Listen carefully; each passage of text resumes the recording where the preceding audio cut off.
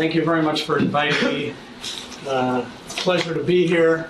And yeah, feel free to ask questions, even in the middle if I'm confusing you. I'll just tell you the reason why the New Economic School has two names. It was so good we had to name it twice. The original idea was to name it the New Economic School because NES is Ness, and Ness in Hebrew is miracle, and we thought it was a miracle that we created the school in Moscow.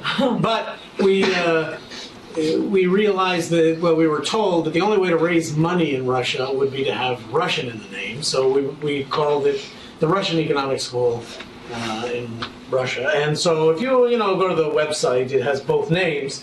I'm not sure that the idea that would help with fundraising really was successful, but nonetheless, we have the name. We actually became Russian Economic School when it was still possible to do it before Vladimir Putin tightened it, and now it's very hard to put Russian in your name, but we were sort of grandfathered in when you start early. Okay, so today I want to talk about the transition, which is now more than 25 years old.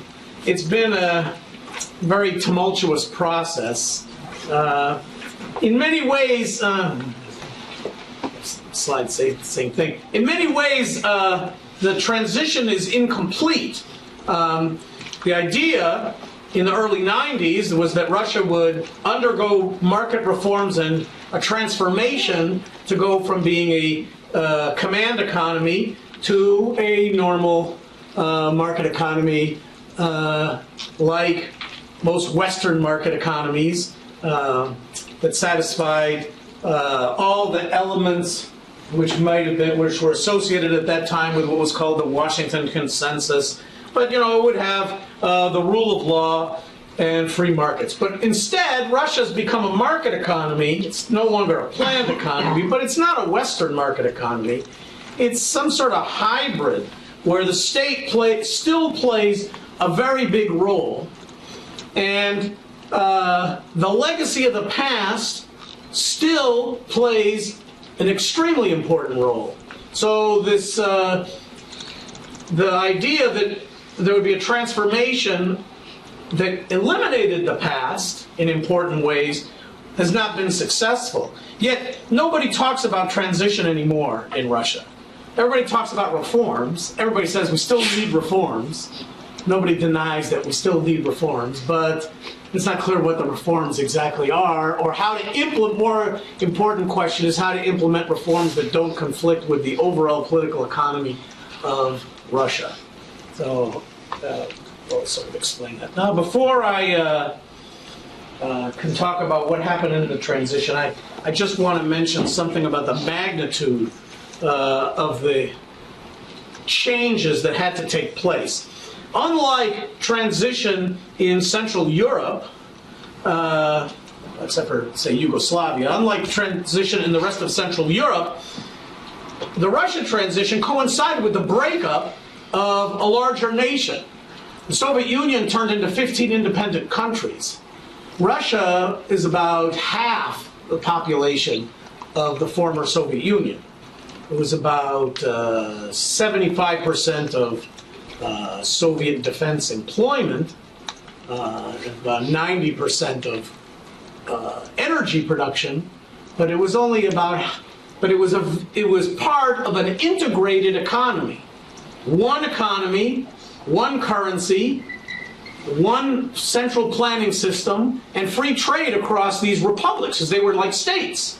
And then, in December of 1991, when the Soviet Union collapsed, the three Baltic countries left the former Soviet Union. The other 12 countries became the Commonwealth of Independent States. And you had a very interesting situation, because now these 15 countries had 15 central banks. They weren't completely independent central banks, because one of the legacies of the Soviet Union was that all the printing presses were only in Moscow, and wages were only paid in cash under the Soviet system. So in order to pay wages in Kazakhstan, the Russian central bank had to ship cash to Astana, the capital of Kazakhstan, to the Kazakh central bank, and there had to be a corresponding payment back. But more important, from the economics perspective, enterprises had many of their input suppliers, or the enterprises they delivered output to, in different countries. And so now, inter-enterprise transactions were crossing borders. It wasn't clear what the economic relationship would be from those countries. So that's like a very important thing to think about, the nature of this shock. At the same time, the economy was opened because of liberalization to foreign competition on an incredibly wide scale. It was a completely protected economy. Now it's an open economy. In the U.S., we oftentimes, some economists have talked a lot about labor market shocks that have been caused by China's accession to the WTO and the effect on employment in many communities in the U.S. because people cannot move when they lose their jobs in their community because they can't sell their homes. It's very hard to move, and so it's had a depressing effect on employment. A lot of economists think that literature misses the job growth that happens with trade liberalization. Well, we know in Russia the shock from openness was much bigger in Russia than the shock that we've suffered from China. So that's the size of the shock is big. The breakup of the integrated common space was big. I should say that in the early 90s, the big debate was whether there should remain a common ruble zone across the republics, one currency sharing a common payment system to facilitate payments across these enterprises that used to be integrated, or introduce independent currencies. There was big fights. The IMF was very strongly in favor of having a common ruble zone, and there was a lot of interesting conflicts among people whether there should be. Eventually, Russia decided to introduce its own currency. That ended the common ruble zone, partly because it was tired of subsidizing the other parts of the Union. So in 1993, they did that. Okay, the other thing, of course, it's obvious. Russia's huge. I mean, Russia's the biggest country in the world by far.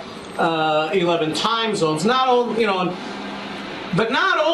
is Russia large, Russia's extremely cold. That seems sort of obvious that Russia's cold, but Russia is really cold. Russia is colder than Canada. Russia and Canada used to be the same temperature, and now Russia's much colder. You say, how is that possible? And the reason that's possible is the Russian population moved during the Soviet period from the west to the east.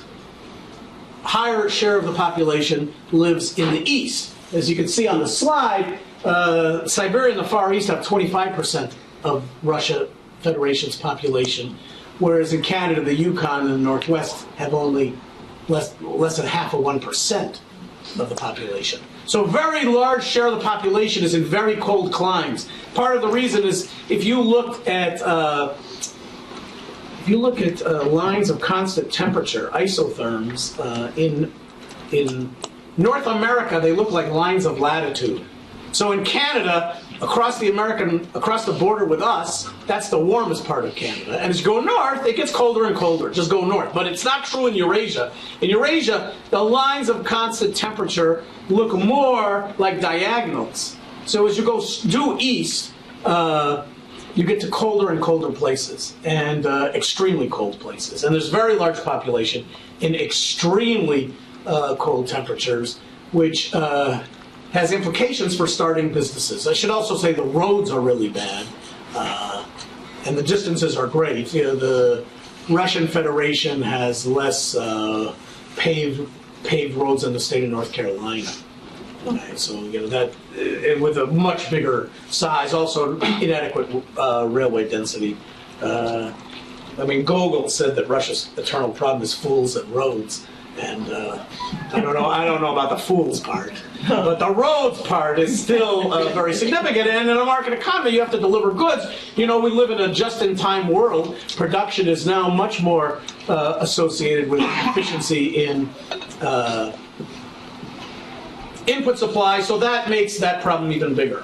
Okay, so now I'm going to talk about these four big surprises. I'll really talk about the first three the most that we encountered on this transition path. Ex post, they might not be as big a surprise as they were ex ante, but I'll talk about the output fall, the oligarchs, and the role of resource dependence. And I'll mention some other things as well. I have some slides too. Okay. Oops. It's slow to, let's see, it's a little bit slow to, why is it not getting my slide there? Okay. Oh, it's got that one. It's just, it'll try to share.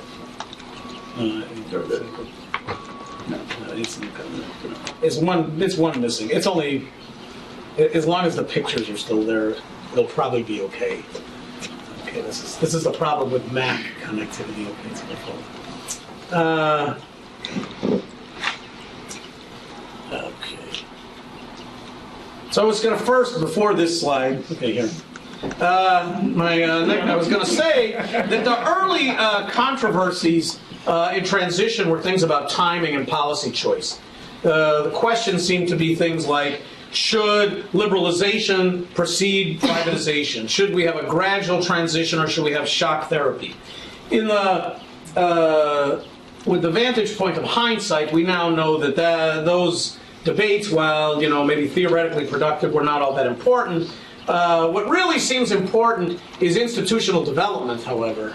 And Russia's inadequate institutional development may have played a bigger role. The reason why the shock therapy discussion is not that interesting is that Russia was in such a crisis of shortage that it had to move incredibly fast just to survive.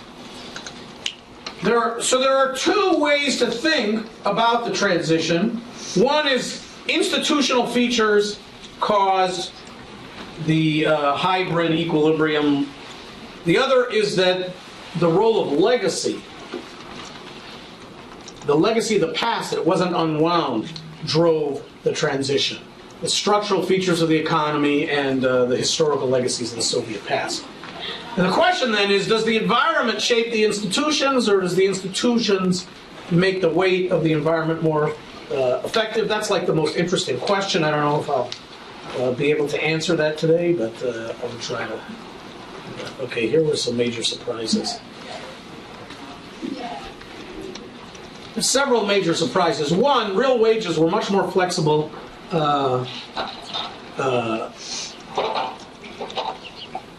in Russia than in Central Europe.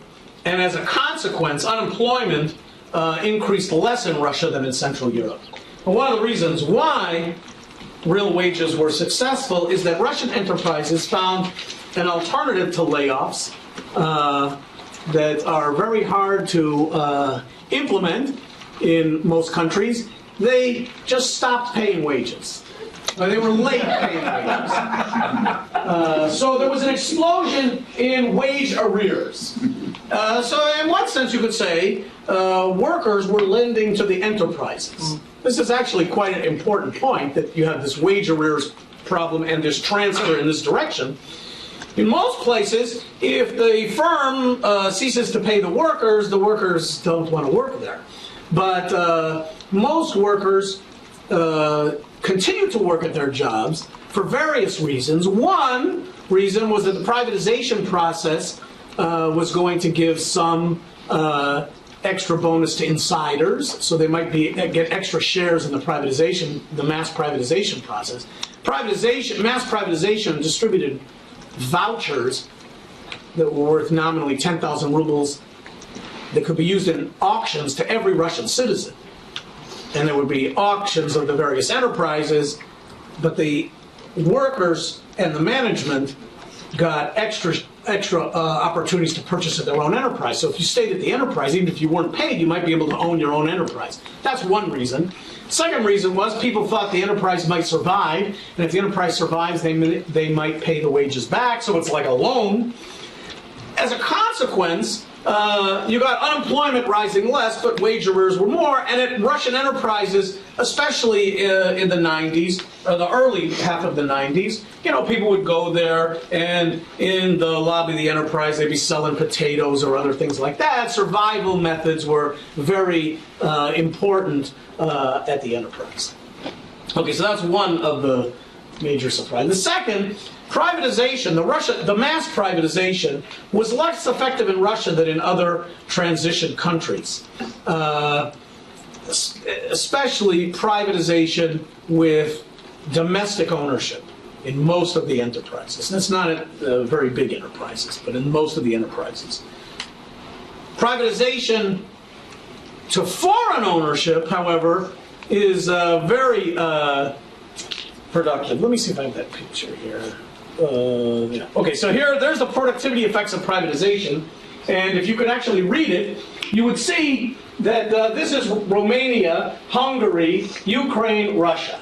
This is the date of privatization. So this is, the lag effects.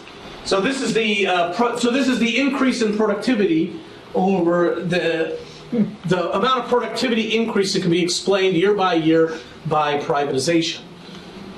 Okay. Now, if you look at this one, these are the same four countries, the same exact estimates, but privatization to foreign owners. So you see the foreign owners, every productivity rises in all the countries. There's not much difference. One of the hypotheses, of course, is there may be a selection bias. The foreign owners only want to buy the good enterprises. Alternative explanation is that when the enterprise was sold to its current ownership, it protected the insiders and didn't want to reform the system very much. I'm giving you some clues of some things I'm going to say. There's a whole other, I also said this privatization had a larger effect on in good regions than in bad regions. Okay, it's kind of interesting that it's the good regions are the ones with relatively large state bureaucracies. And again, that could be related to the quality of the region. I'll leave that aside. Income distribution. Okay, so Russia's income distribution, let's see if I can find that. Nothing is in order. There's unemployment. Okay, so here's inequality.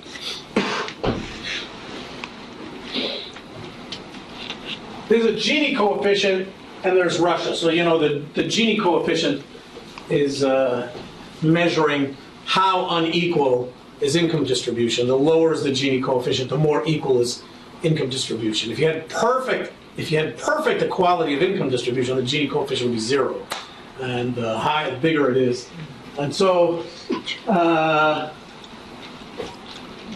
you can see other transition countries. This is our average. And Russia is much higher. I also, I think, have the time series here. I'm just going to check my luck. Yes, so there's the Gini coefficient over time for Russia. So here's extremely high inequality, higher than ours early on. And then it falls. I mean, these are still very high numbers because it's only getting to about 7, so it's still... that low number is here. In that there. So the improvement in inequality is getting Russia to about here. It's not as unequal as it was in the early 90s, but still unequal. Okay. What else did I want to tell you? This is not the health outcomes. Okay, let's talk about health outcomes.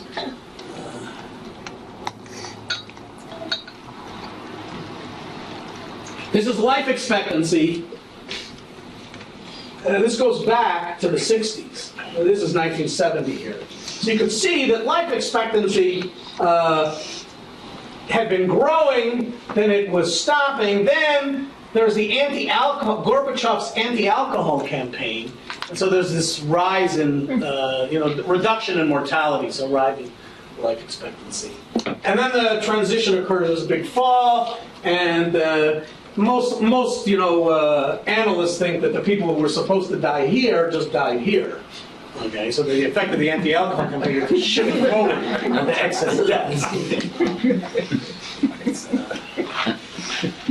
But you see, there's been a recovery since this century, and here is a plot of transition countries, and it's the change in the standardized death rate, the male standardized death rate, and the change in GDP, in real GDP. So their numbers are negative because everybody's real GDP fell in the early parts of transition. And you see that most countries, are somewhere along this line. The bigger the fall in output, the higher the standardized death rate. But Russia's very much an outlier. It's very, given the change in GDP, it should have a much lower standardized death rate. Or you could say it has a standardized death rate for a country that had a much more devastating transition.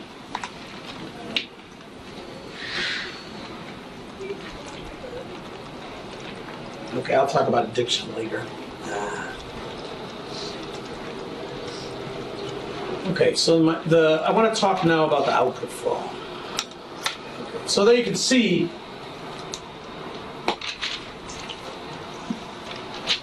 the gold bars is real GDP. So here's 1990 GDP. You see a big fall. I mean, a fall that's larger than the fall in GDP during the Great Depression in the United States. Big fall, but very large fall in GDP. The blue line is fixed capital investment, and the gray bars is consumption. I will come back to the connection. That's a more interesting chart than it's supposed to be. But for right now, just look at the output thing. That's even more interesting. Let me say that one. Okay. So the output fall was a major surprise. The question is, what explains the output fall? There are various explanations. I mean, some people would say ineptitude, but that really can't be the explanation because almost all transition economies experienced an output fall. There was a transformational recession, if you want to use that term, in every transition economy. Although the output fall was much bigger. Of course, as I mentioned, Russia, was broken off from all of its trading partners. I mean, it had experienced a great shock. But I want to suggest to you that there's a more important explanation, which I refer to. I'm going to have to use the blackboard. I pretend to be an economist for a while, okay? Because I didn't make the slide. The circus mirror effect. Okay.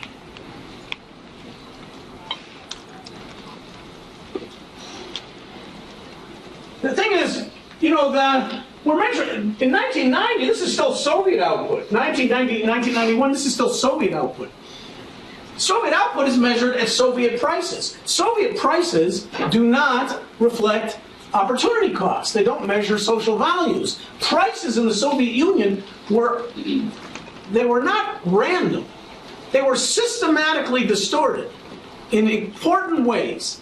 Certain goods were deliberately undervalued, other goods were overvalued. Industrial goods got high prices, raw materials got low prices. Partly it's because of the nature of Soviet pricing. Rent was not a Marxist category. You couldn't price for the scarcity value of raw materials. If raw materials were low, then investment projects that otherwise would make no sense, like building a steel plant 3,000 miles from markets, wouldn't make any sense. In the Soviet Union in the 30s, they built a steel combine in Magnitogorsk combined with a coal mining combine in the Kuzbaz region of Siberia, southwestern Siberia. And they didn't want to just ship coal from Siberia to the Urals, which will still be nowhere near the markets in Western Russia. and then ship the train cars empty back, so they decided to build a metallurgical plant in the Kuzbass too. So they would ship coal and steel one way and coal and steel back the other way across 4,500 kilometers of this really cold territory. And the only way the Soviet planners could make this look even marginally, feasible compared with all the metallurgical plants in the Don region of the Ukraine was to really underprice the inputs. Okay, so the input pricing was arbitrary from the beginning of Soviet times. So, as a consequence, at Soviet pricing, we could show this deliberately with input-output tables, but I'm just going to show you a diagram of Soviet pricing. Here's the Soviet economy under Soviet pricing. I hope this lasts a little bit of time. So, the size of the area, the size of the box, is a measure of the value, so it's price times quantity. So it's Soviet price times quantity, so there's raw materials. There are primary factors of production. Primary factors of production, labor and capital.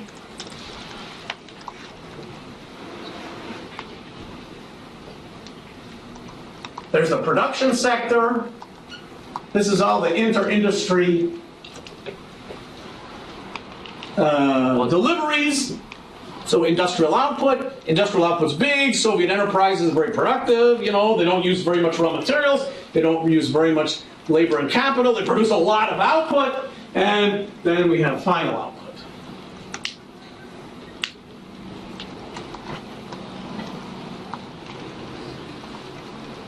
It's kind of like, the rock, on the rack. I look at this, I go to the circus, I look at a circus mirror, and when I look at the circus mirror, I look like the rock. Now, all of a sudden you have liberalization, you have market pricing. At market pricing, the same inputs, the same economy looks like this.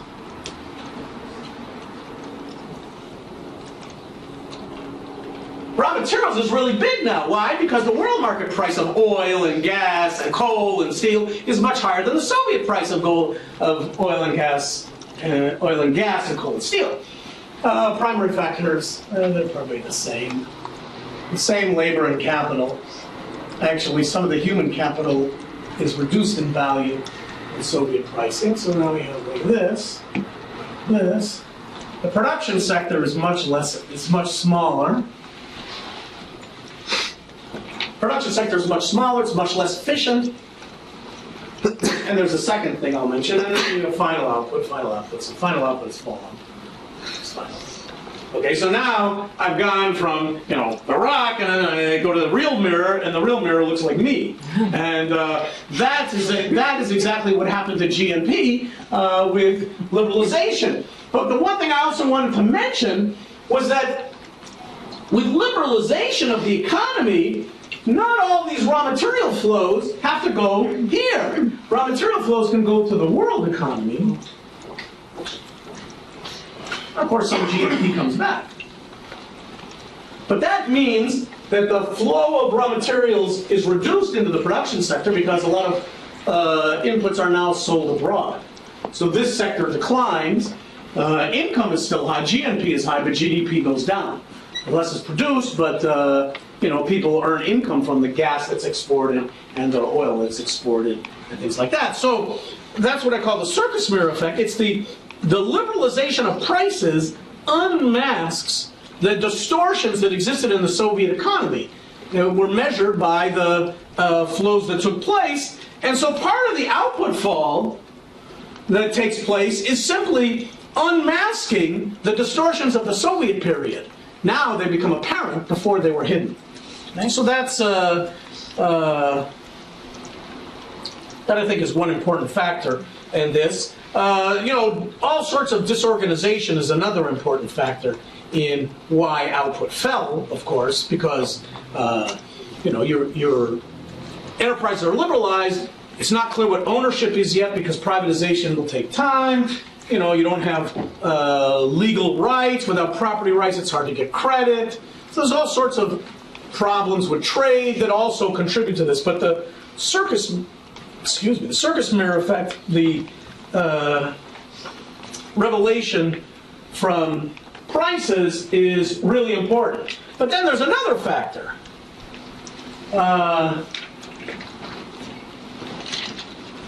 So the columns are the oil price, and the blue is real GDP. And what you see is real GDP and the oil price, they move together a lot in the Soviet economy. I think I might have a better picture. But I might not. I might have had it in the wrong slides. Let's see, it's here. No, I don't have it.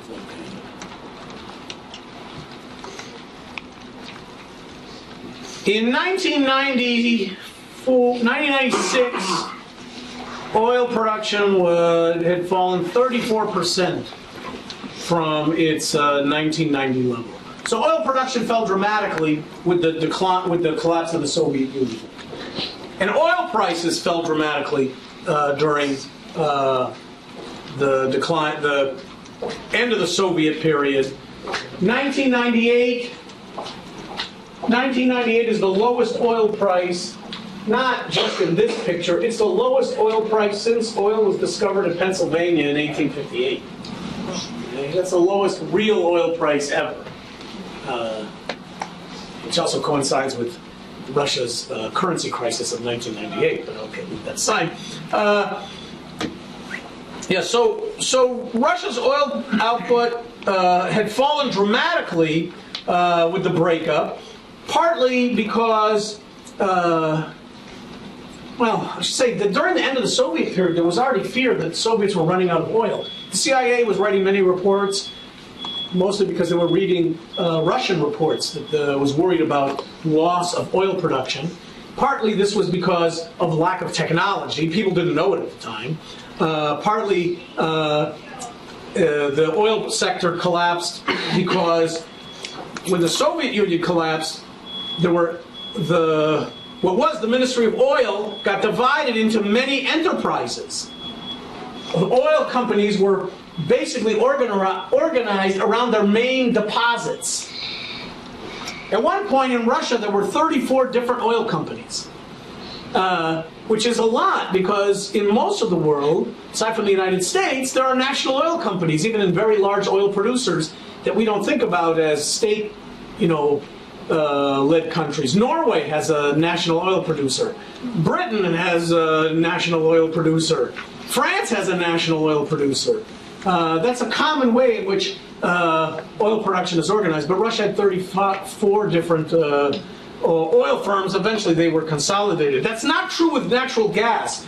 Russia is also the largest natural gas producer in the world, and for most of the 90s, there's only one natural gas producer, Gazprom, which was the successor to the Soviet Ministry of Gas. It exports gas by pipeline to Western Europe through pipelines that were built in the 80s. There were all sorts of, great kerfuffles over whether we would sell technology to build the pipelines, that the Soviets built from Siberia to through Ukraine to to the Western Europe. Now we have a kerfuffle over Gazprom building a pipeline under the Baltics to Germany. It's this, okay, but just like then, we stopped exporting the turbines, but the Germans and the French still sold the turbines, and the Soviets still. So Gazprom exports natural gas. Now there's two large gas companies, but then there was only one large gas enterprise. But in oil, it was much more broken up, but it was mostly because of technology, lack of foreign participation in the oil sector. So two effects occur. Oil prices are at historic lows. Oil production has declined dramatically. You can see, by the way, that, I don't have oil production here. Oh, that's, my gosh. Oil production is now at, 11 million barrels a day. In 1996, it was 6 million barrels a day. Okay? So oil production has recovered. It's now as big as our oil production. But so Russian oil production has recovered, and oil prices have recovered, and that's an important factor. But that had a big effect on Russian GDP.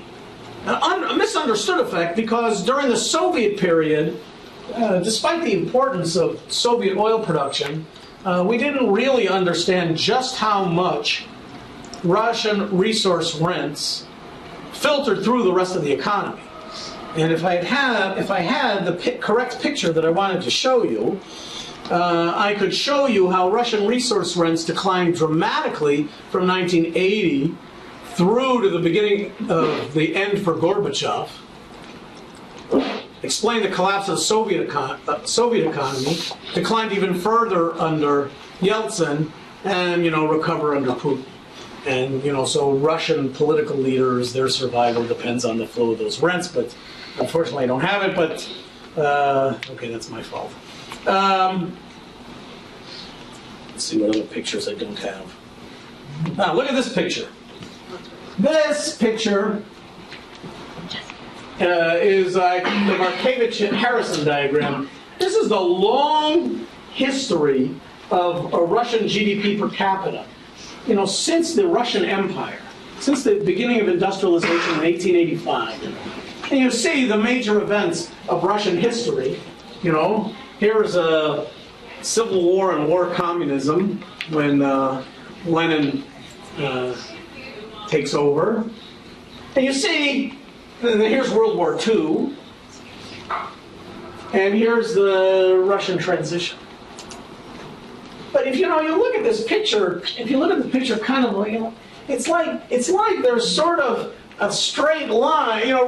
What happens is Russia experiences great calamities, and it sort of recovers to where it would be, but it never goes to a faster growth path. That seems to be a common feature of a very long history, despite the fact that this is Tsarism, this is Soviet industrialization, this is Khrushchev, Brezhnev, Gorbachev, Yeltsin. I wouldn't, could also relate that. I could also put oil prices there. I should have done that. Okay, so let me now just see what I don't have. Okay, I have that. That's good.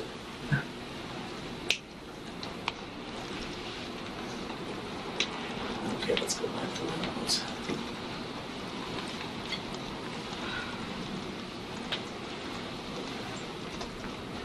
I said this picture is more interesting than it appears to be.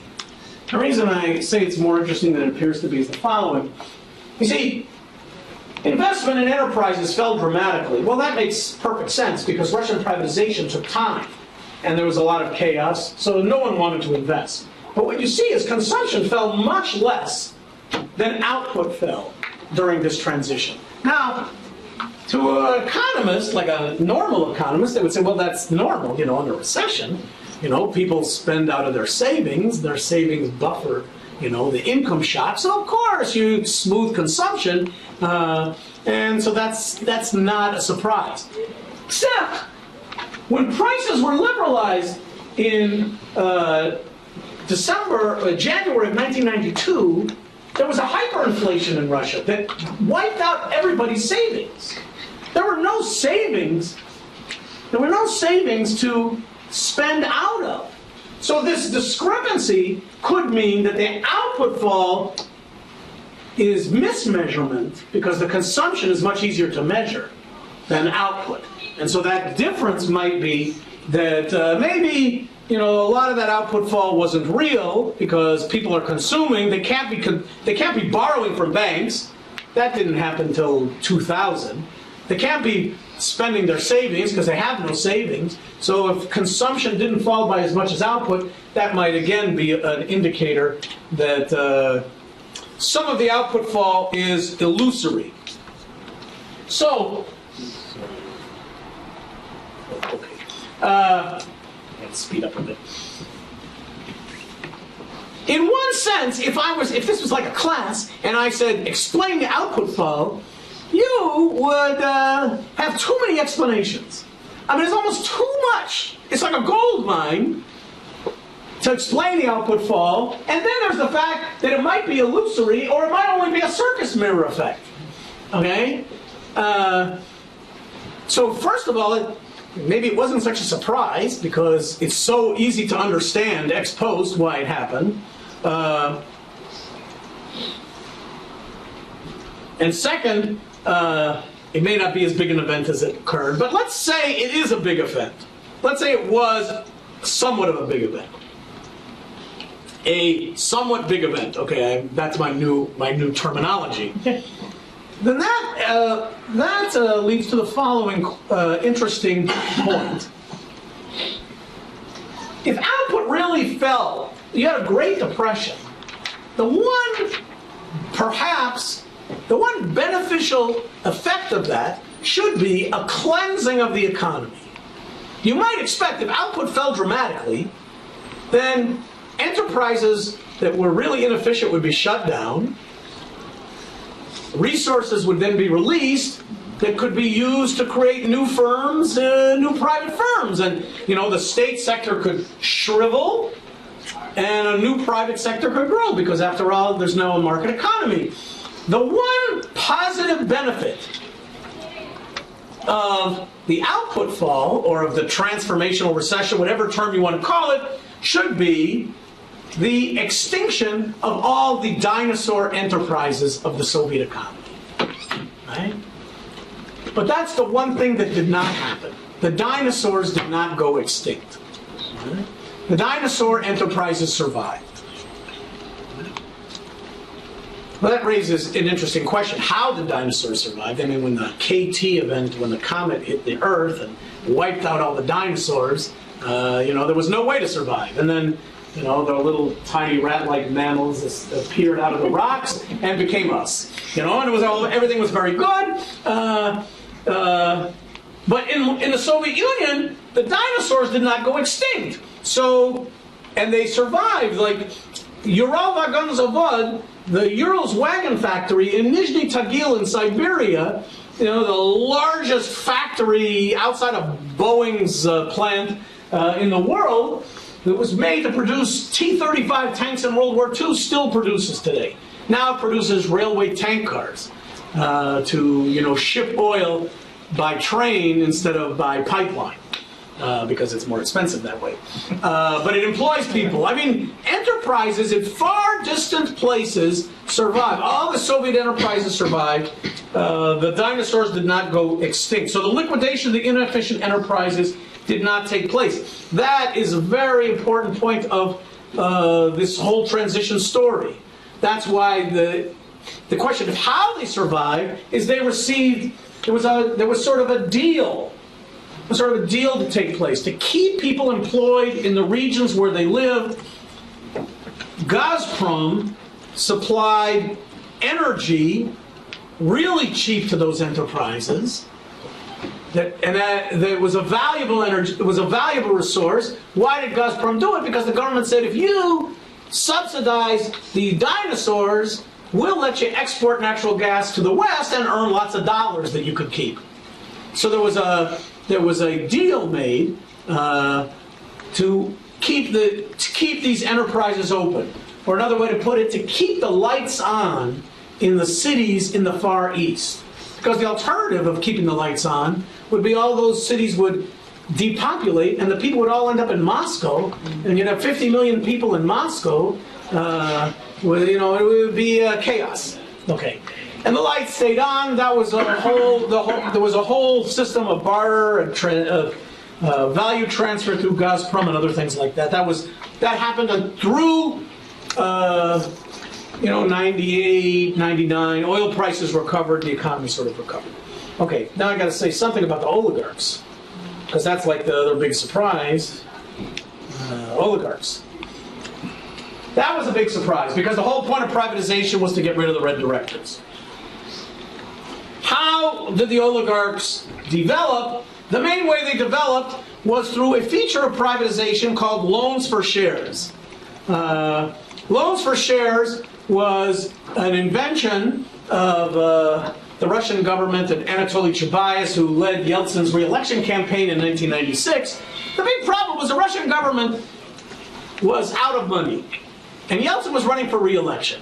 And you needed to be able to pay pensions and things like that. So they came up with an idea that In the mass privatization, they privatized everything but the commanding heights of the Soviet economy, not the big resource enterprises. So what they would do, the Russian government did is it pledged, it borrowed from the banks, and it pledged as collateral the shares in these big commanding heights enterprises. And the idea was, we get a loan, and then we'll be able to spend money and get reelected, then we'll pay you back. But if we can't pay you back, that's the government, if we can't pay you back, then you can auction off the shares, because that's your collateral, right? That's how loans work with collateral. Well, lo and behold, you know, the loans for shares occurred, the Russian government defaulted on all the loans, so there were auctions conducted for all the enterprises. They were big in Norilsk Nickel, the largest producer of nickel and platinum in the world. That was auctioned off because it had been the shares had been lent on from a banker who had a fairly large Russian bank, and so he organized the auction. And lo and behold, he won the auction, and Vladimir Potanin is now the owner of Norilsk Nickel, and he paid $170 million for it. It's probably worth $20 billion now. 170 million, 20 billion. Boris Berezovsky, Siberian Oil Company, Mikhail Khodorkovsky, Yukos, all the oligarchs developed by winning the auctions in the loans for shares thing. But that says the way privatization occurs matters. But the other point is that Russia's economy is a natural resource economy. It's what I call it an inverted funnel, because, you know, like there's a narrow spout, and, you know, like the resources come in and it makes it look like there's a broad economy underneath. A funnel upside down. In the U.S., in the early part of industrialization, in the late 19th century, when we were a very resource-abundant industrializing country, the robber barons were very powerful elements of the U.S. economy. The robber barons almost took over the American government, but they didn't, partly because the U.S. was a stable economy, a stable political system before the rise of the robber barons. The real problem in Russia is that natural resources are everything, and their robber barons, the oligarchs, developed at the same time as Russian state. So there wasn't a competing Russian state that had a long history of legitimacy to fight with that. Okay.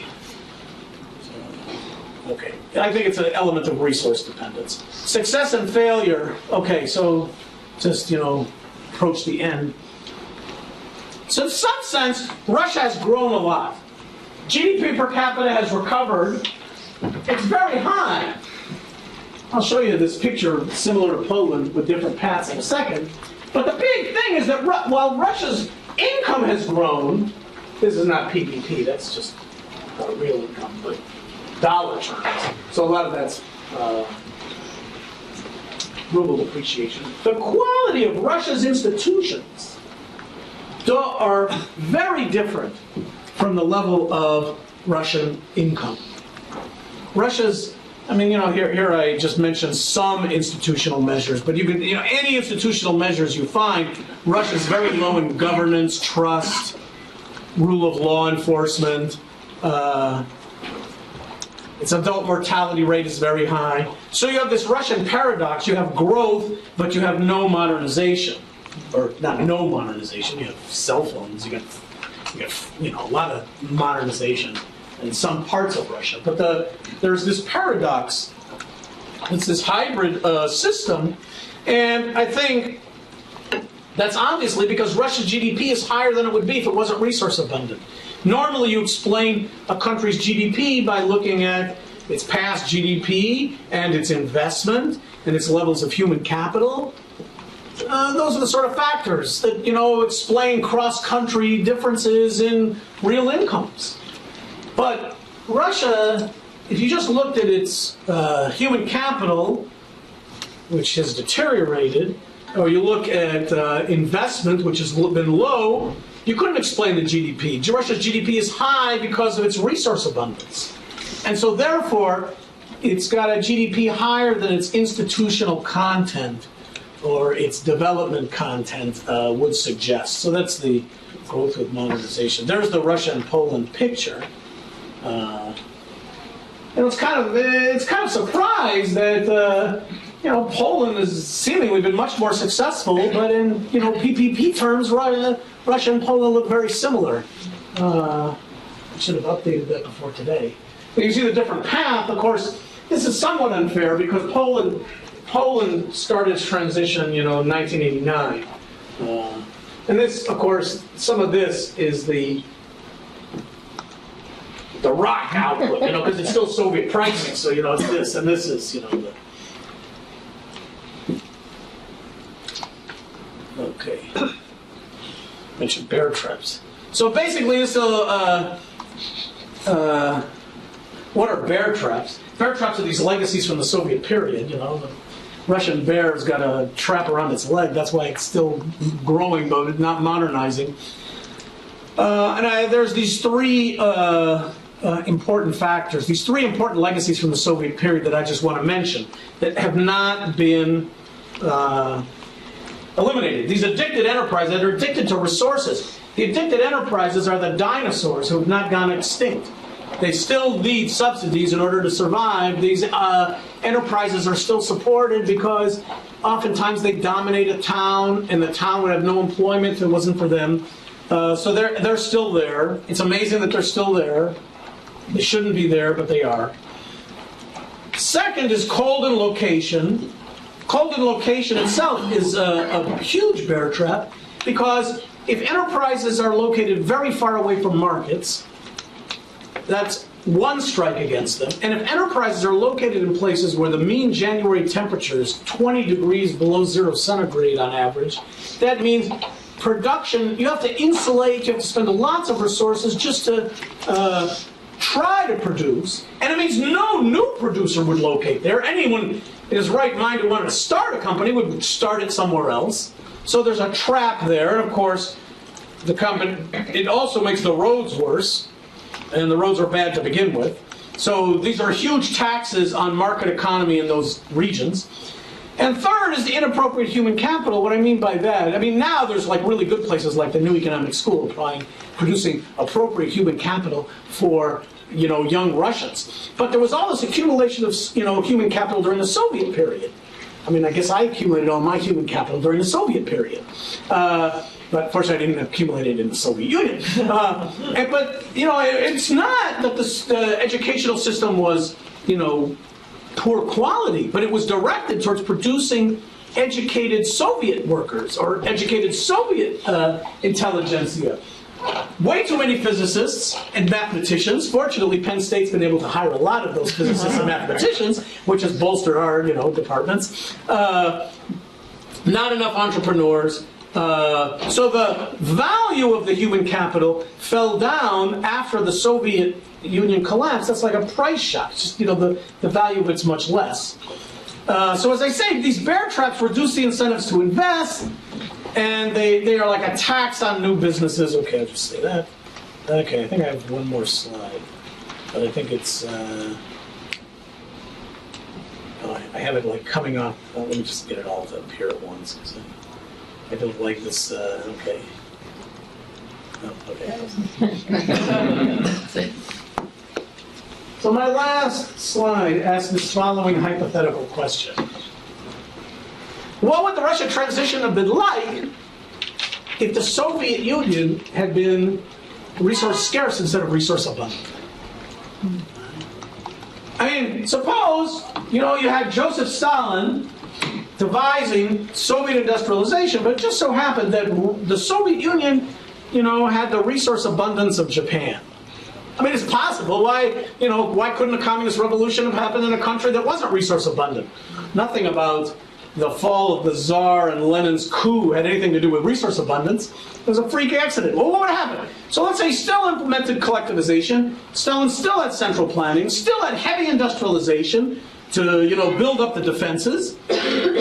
All the institutional problems of the Soviet economy would still appear, bad pricing, things like that. My point is, with resource scarcity, that experiment of going in that direction could not have lasted very long. It's as if you are driving, your diesel truck, and you go off the road for some reason. You're supposed to be going on the road to modernization. You say, aha, I have a shortcut. I'm Joseph Stalin, I have a shortcut. You drive off the road in the wrong direction. That could be Soviet industrialization.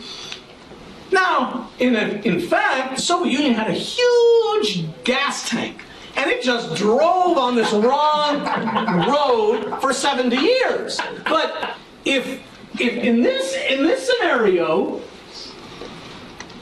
Russia would have experienced balance of payments problems right away. Because since the economy was inefficient, it would have to be, where would it get the oil? Have to import the oil, you got to pay for the oil. There's only so much you can steal.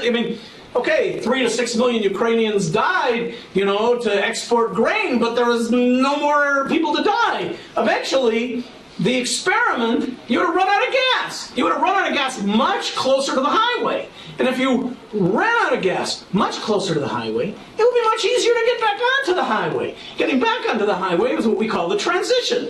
So the key point is that if you had a shorter duration of the Soviet experience, there would be fewer geographical and maladjustments, fewer dinosaurs, enterprises that survived. We would be closer to the path for modernization, and the transition would have been much less interesting than it has been.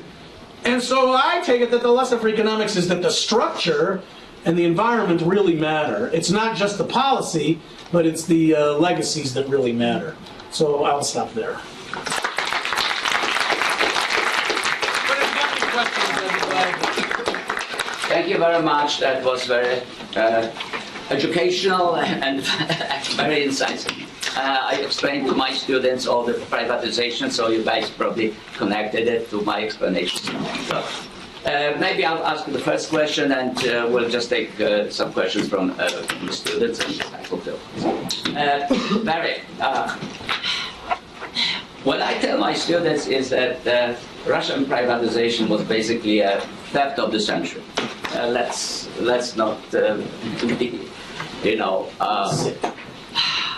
unsure about it. And the Russian people who were voting for President Putin had a good reason, because they wanted somebody to take care of the Russian wealth, of the Russian resources, and make sure that Russian people are not starving, and those oligarchs who are just exporting capital to southern France, to United States, to Cyprus, okay? That they will not take away the wealth that the Russian people deserve to share, okay? And that's what happened. President Putin was elected on the popular vote. Now, what is happening at this point? The number of small enterprises are decreasing. So, actually, President Putin delivered what the people were expecting. He re-nationalized energy sector.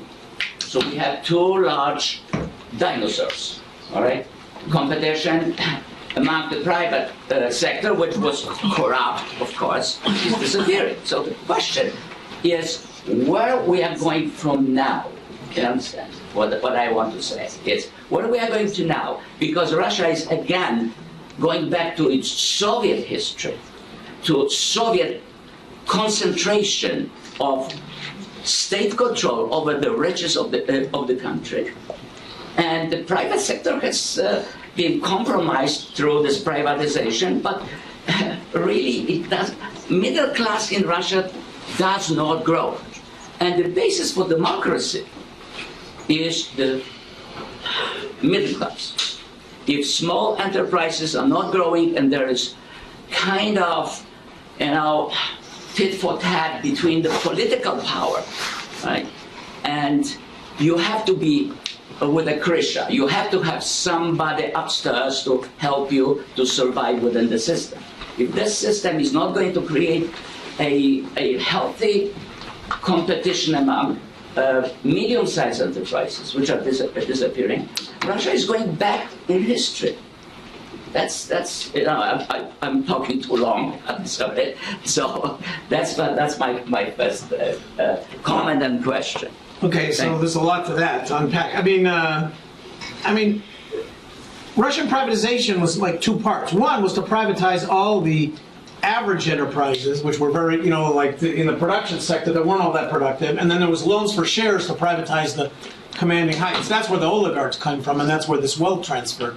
The other enterprises that people bought, they weren't all that productive. But what I wanted to show, there was a picture I wanted to have for you. That was like the shaded area is Russian resource rents, and the line is Soviet and Russian GDP. I wanted to show you the way those two things move together. They don't move together as much under Soviet as under Russian. Now, I'm not sure, I don't think that the main effect of Putin on the oligarchs was to stop what was happening before Putin took over was the oligarchs were fighting amongst each other. They are very rich and powerful, and they were competing against each other, and it was like a mob war. It was a mob war. And Putin was like Lucky Luciano, and he got all the mob bosses together and said, we will no longer have this shooting each other. We'll have peace, but I like you oligarchs to run the Russian economy because I believe in big strategic decision makers. And if any of you try to attack each other, I will attack you, but I'll protect you against an attack from another oligarch. Only I will attack oligarchs, but I won't attack no oligarch who doesn't violate the code. And so he brought peace among the oligarchs. But the next thing that happened, of course, let's see, there's Geider. Yeah, I'm not going to right now. Chubais. Yeah, that's pictures. I'm trying to find on the web, like the pictures I didn't have. Ah, there's my favorite picture. Okay. This is Russian oil and gas rents since 1970. Okay? And so you can see that Russian oil and gas rents exploded, and that's when the evil empire became really strong. Then, the sclerotic leaders of the Soviet Union started dying off one by one. And then Gorbachev took over. You can see that Russian resource rents are declining. The Soviet Union is collapsing. You can see Yeltsin takes over. I made it red, white, and blue like the Russian flag. You should, be grateful for that. Russian resource rents decline even more because oil prices declined to the lowest level of the 20th century, as I said. Then Putin takes over. I have Putin 1 and Putin 2. And Putin 1, Putin was an economic reformer, cutting taxes, introducing market reforms. And then oil prices explode. And we get modern Putin. So that's like my one-shot explanation of everything. The fluctuations in Russian resource rents explain a lot. And so the big development under Putin, which has allowed the economy to develop, is Russian resource rents have recovered. That's been the major thing that happened post-1998. First, there was some recovery in the economy just because the ruble was devalued, but then oil prices shot up and oil production shot up. Both shot up. I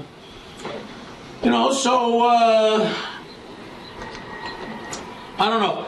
Basically, there has been, there are now some state-owned oil companies, big ones. Rosneft is state-owned. Gazprom is state-owned, but Novatek is not state-owned gas company. Lukoil is not a state-owned oil company. Surgutneftegas is sort of it's like a private company that's like in Putin's wallet or something like that. So I don't know. It's a little bit hard. There's still more private oil companies in Russia than there are in Norway.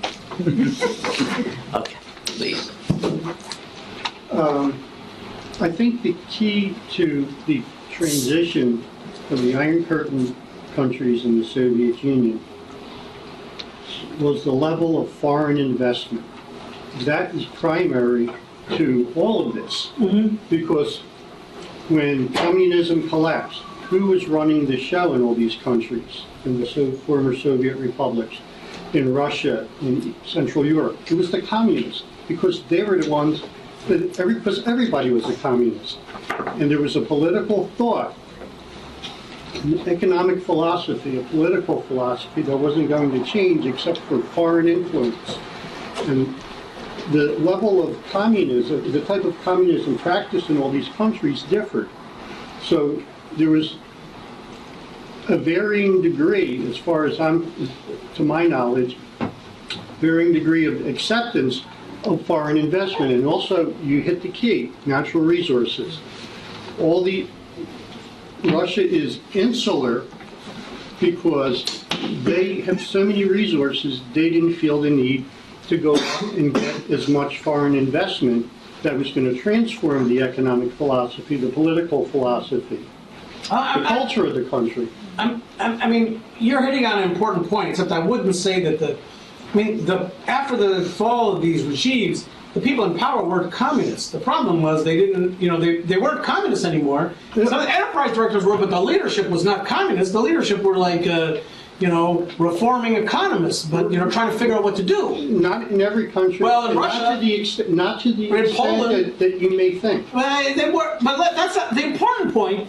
The important point you're making about foreign investment, there's a real interesting difference between Russia and Central Europe. Central Europe is close to Western Europe. Right. Central Europe, there's an attraction for foreign investment to come in because you could then export to Western Europe. Moreover, Central Europe was interesting for foreign investment to come in because there was a chance that Central European countries would join the European Union. Lo and behold, they did join the European Union. So it was a great prize. So in Central Europe, the regime leaders were doing lots of things to attract foreign investment.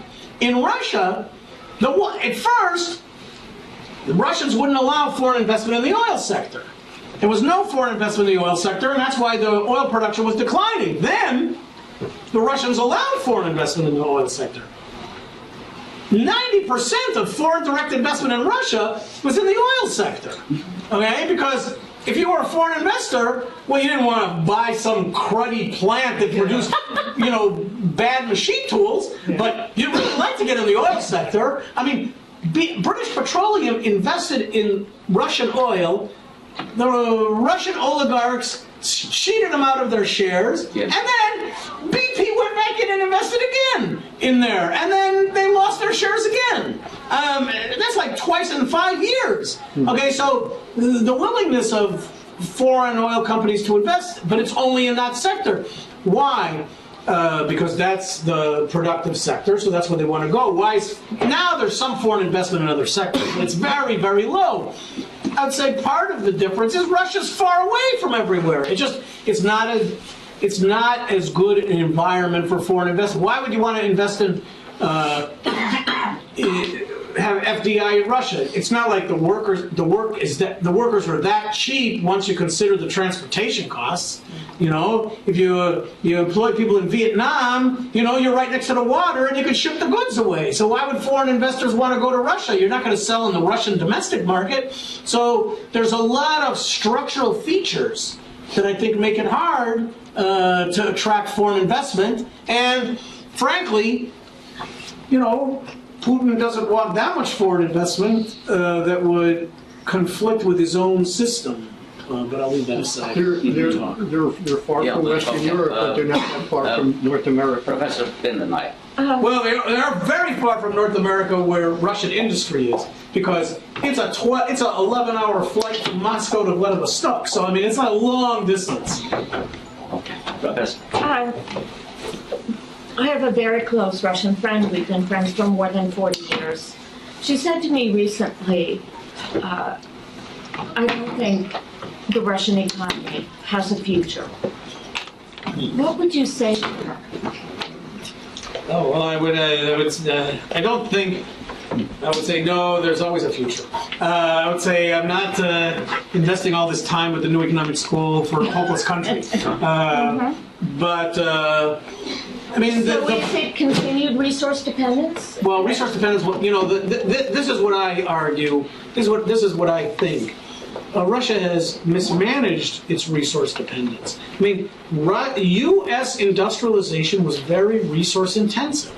We were the first country in the world to discover oil. We were the largest oil producer, for 60 years. Copper, cotton, all sorts of natural resources fueled American industrialization. But we also went up the value chain. America was the first country to have petroleum engineering science. Stanford, Cal, or one of the two, Cal, was the first university to have petroleum engineering. So we developed the companies that profit from having resource dependence. And so we kept a lot of that wealth for ourselves, and then it spread out. The Russians have not done as good a job as capitalizing. I mean, they have a big scientific community, but they're not experts in petroleum engineering. You know, they should be developing much more of that themselves, but that hasn't been that way. It's because, okay, I'll tell you my personal experience. The hardest thing to reform in the Russian economy is the education sector. Really? Oh, by far. The Russian education sector is just a captive. That's the hardest thing. The amount of Soviet regulations that persist in Russian education far exceeds everything else. One more question. You mentioned how Russia veered off this road towards modernization and took this big detour. Where do you think they would have gotten on this road if they never took that detour? I know it's tough to answer hypothetical. So a lot of people have asked that question. It's like, there's a lot of work on, the late Tsarist period, Russia was industrializing. And economic growth had taken off. There were some rapid periods of economic growth in the onset to World War I. And so there's two sides to the debate. One side is if there hadn't been World War I and then communism, Russia would have developed as slowly, but as a modern economy. It wasn't growing incredibly fast. It was still overwhelmingly agricultural, but the western parts of Russia would have developed, and you wouldn't have had the Siberian development. So the hard part to understand is, given how dominant the agricultural sector was in the economy before it's always been in Russia. Commodity prices collapsed, in the 20s and 30s with the Depression, so that might have sunk Russia's, market economy, just like it sunk a lot of other economies. Argentina was a really rich country in 1911, but it was very rich, one of the richest countries, 80% of our per capita income. But it was very commodity dependent, and since the late 20s, Argentina's economic performance has been terrible. So it could be that Russia would have turned out like Argentina. So those are the two sides, but it's a really interesting question. I don't know the answer. Russia lost many people to immigration. Oh God, yes. We lost a lot of waves of its most intelligent people. Thank you very much.